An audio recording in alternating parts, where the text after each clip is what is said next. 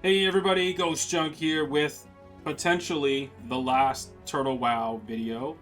This is going to be a video on some of the unseen stuff that was planned for Turtle WoW, but just never unfortunately happened. This video is not scripted. I'm gonna freestyle this one again, just because I want to maybe talk a little bit more about some of the stuff in this video, maybe put in my own thoughts and opinions on some of this stuff as well. And this will likely be the last video, at least for the foreseeable future, regarding Turtle WoW, or this version of World of Warcraft. And then this footage, you can enjoy a little bit of it because this is the last AQ40 ever in Turtle WoW, and AQ40 was one of my favorite raids ever. Yeah.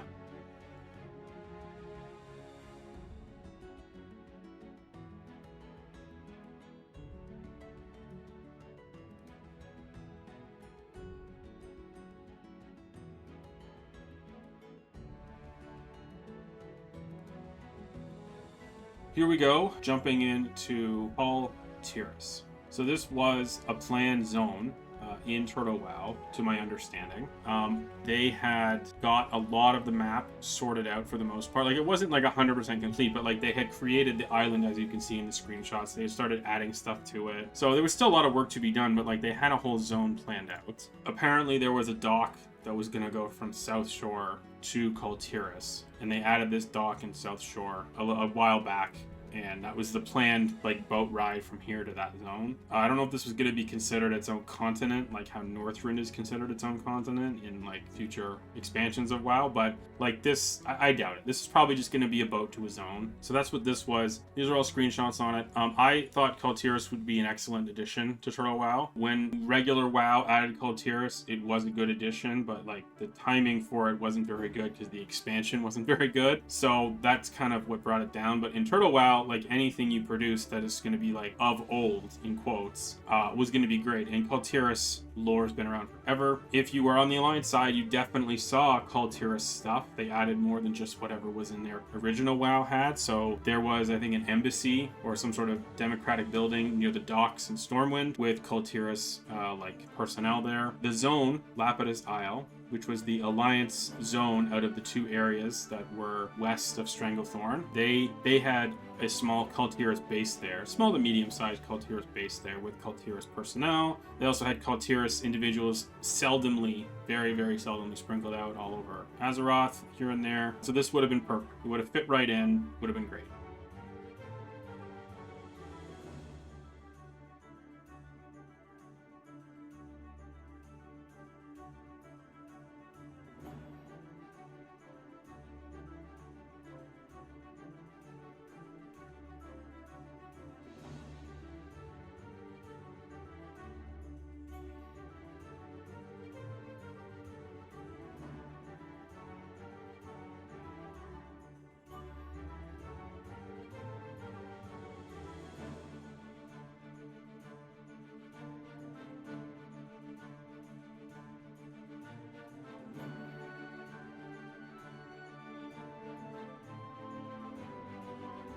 Southern Silithus. This was another planned zone where they had a lot of it mapped out for the most part. Maybe not necessarily finished per se, but definitely mapped out.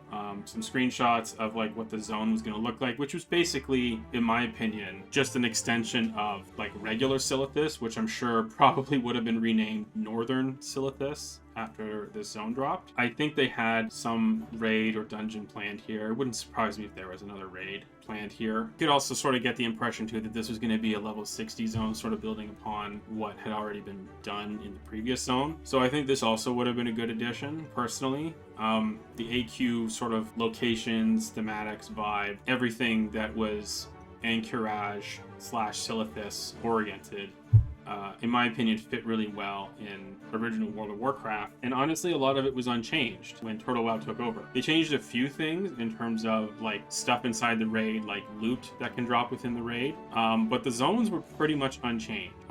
They changed some gear that you can turn in, but that was it. They really didn't change much. And I think adding a new zone would have been a good way to put the Turtle WoW spin on it. Sadly, we're never going to see it. Like the quote unquote map that you saw at the beginning was the dream for Southern Silithus for the person who was planning on this. Wasn't sure how much I actually would have made into production, but it would have been cool to see. I think it would have been great. It's nice that when you start seeing people like actually produce their quote-unquote dreams, how good the stuff can be.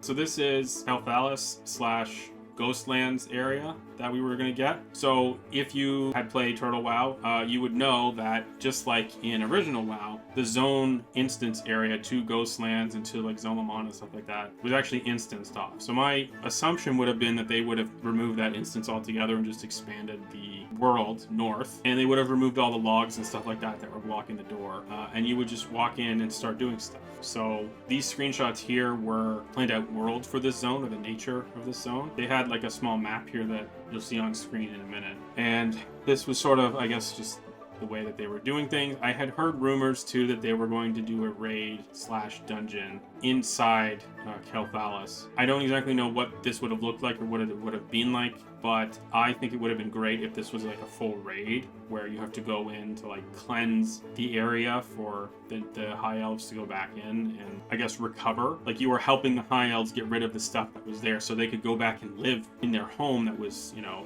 completely overrun with undead. Which is why everything looks kind of gloomy in this. Like, I don't know if this was going to be the zone itself, some of these screenshots, or the planned raid or dungeon or whatever. I had just heard rumors of that. I don't really know, but you can sort of get the vibe that maybe they were going in a direction where undead were all over the place and you had to help cleanse the area. So yeah, that's what I think would have been what they were going for. I think it would have been awesome if they had done that. The High Elves, in my opinion, did not receive the care and attention that they deserved in original World of Warcraft, or in any version of World of Warcraft, aside from this one. So I think this would have been great. It also would have been cool if we had seen, like, maybe Lich King-esque stuff in this particular area, too, because it's so close to Eastern Plaguelands, it's so close to Naxxramas. It would have been cool if they had included the Lich King somehow with this. Maybe you just see him, you don't actually fight him, because the Lich King's obviously in Northrend, but I'm not sure. I don't know. I think it would have been great, though, if that had been incorporated somehow. Aside from that, the whole idea was amazing. And this was supposed to be in the patch Echoes of Helthalis.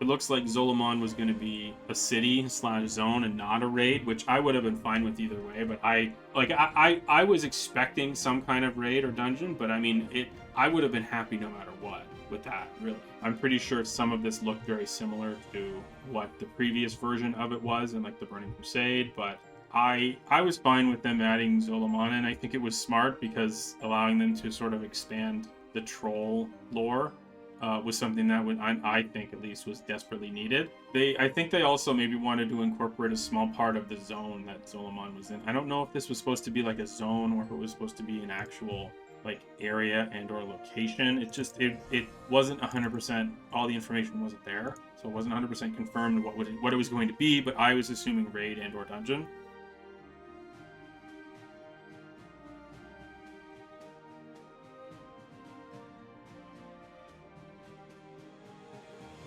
So the next zone is the Temple of Akatal.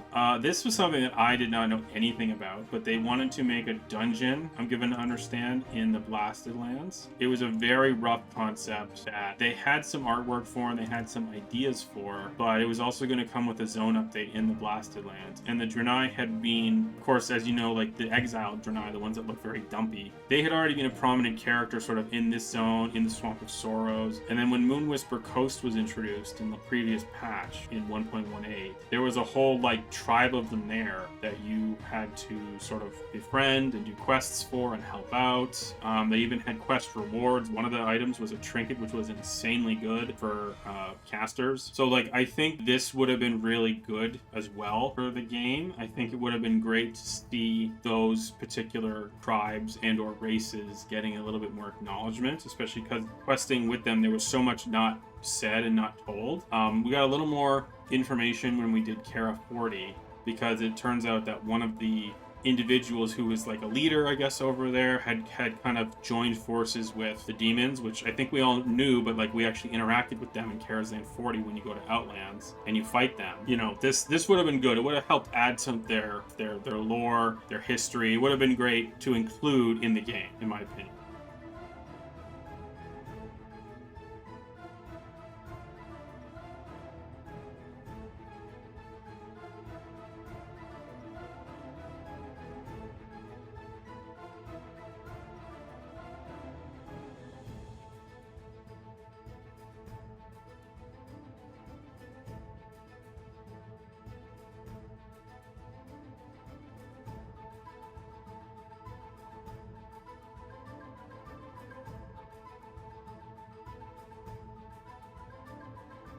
Nazathoral, I think that's how you pronounce it, Nazathoral. So this was apparently supposed to be a heroic dungeon, the first real heroic dungeon, as I'm given to understand, that the game was going to include. This was some sort of collusion or alignment or agreement between the blue dragonflight and the ice elementals that were in this area. We don't actually know where this was going to be, but my guess would have been somewhere in Winter Spring that this dungeon would have been located, or just another ice area in general, but that's what I'm thinking. And this would have been cool. I think it would have been really, really fun to see two different tribes working together or colluding or working in tandem in some way to achieve a goal. I just think that would have been cool little lore sprinkled in. But so this is a screenshot from what was supposed to be Grim Batol. Funnily enough, Grim Batol ended up being Dragon Maw Retreat. If you were lucky enough to do Dragon Maw Retreat, or you can check out my video that had Dragon Maw Retreat in it, that dungeon is massive. It is really, really big for a dungeon. It's actually, I think, bigger than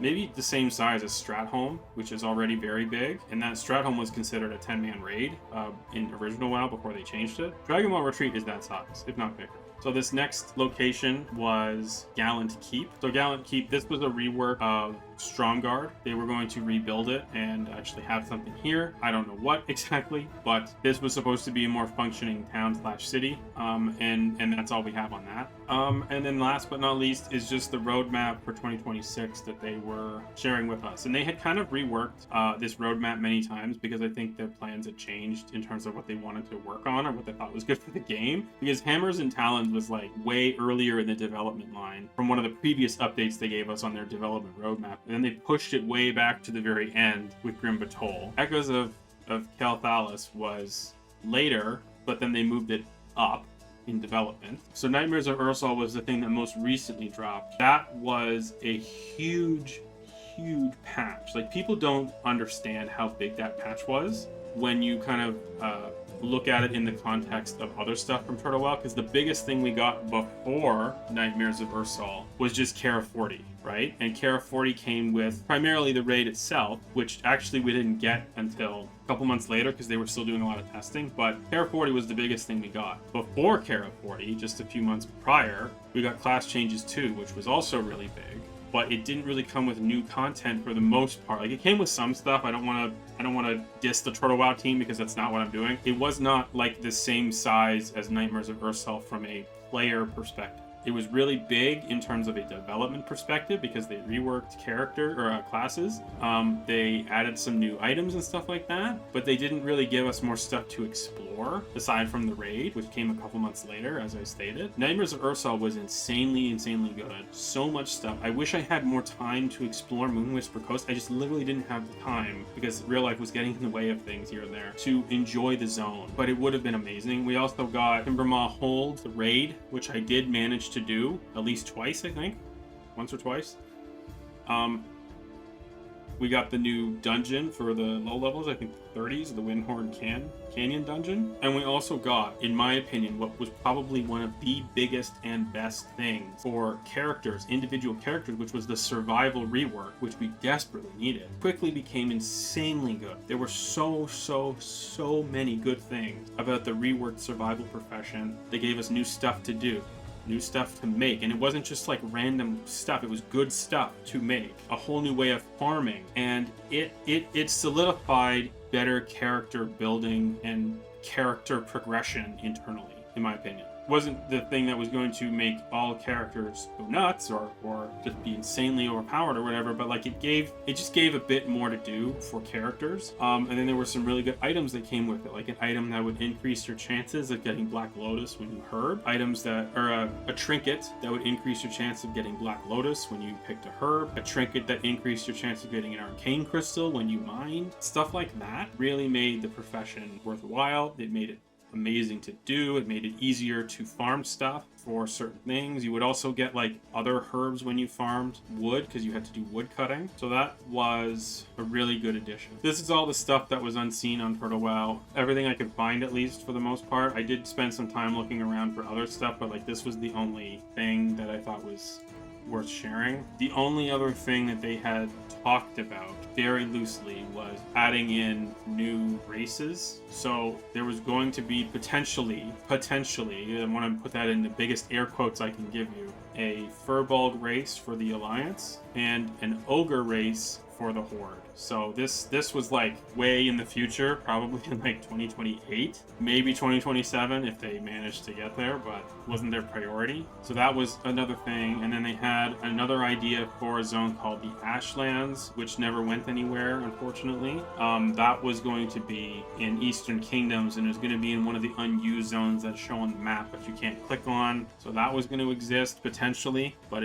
unfortunately it didn't go anywhere. The last thing was going to be the Ashbringer. It was years in advance. It wasn't probably going to happen in the way any of us expected. If you were in Kara 40 and you had Ashbringer, the Ashbringer would like whisper to you saying that Mograine existed somewhere. So like it was going to be somewhere, but we didn't really know where. In my opinion, I think what would have been good, because there was a Scarlet raid that was planned, or dungeon, I guess, but we'll say raid for now. But the person who was working on that in Turtle WoW, like I guess left the team, and he was the one doing it all, and they didn't want to pick it up. It would have been great to have the Mograine Ashbringer stuff come out at the same time as when they wanted to do the Scarlet raid, and it would have been a good tie-in because you would have had like this whole planned Scarlet expansion, or Scarlet patch I should say, that would have just functionally worked really well, timing wise at least, with all the other stuff that was going on. We'll never see that version, unfortunately. That's just my thoughts, or my dream, I guess, for this. But so that's everything Turtle WoW Unseen, plus a few of my own comments. I hope you enjoyed this video and you just heard me ramble on for a bit. You can skip over it. Thank you so much for watching and listening. I don't know what's going to happen again with this channel, or what else we're going to do in the future, what else I'm going to do in the future. I want there to be something else to do, but I think right now I need to take some time and focus on my real life, and then hopefully come back to this in the future, and maybe there'll be another version of WoW, or just another game that I want to play. I'm not sure. At the very least, I hope everyone enjoys this stuff and what was shown and what was done, and as much as I could do, because it wasn't everything. Have an awesome day, everybody.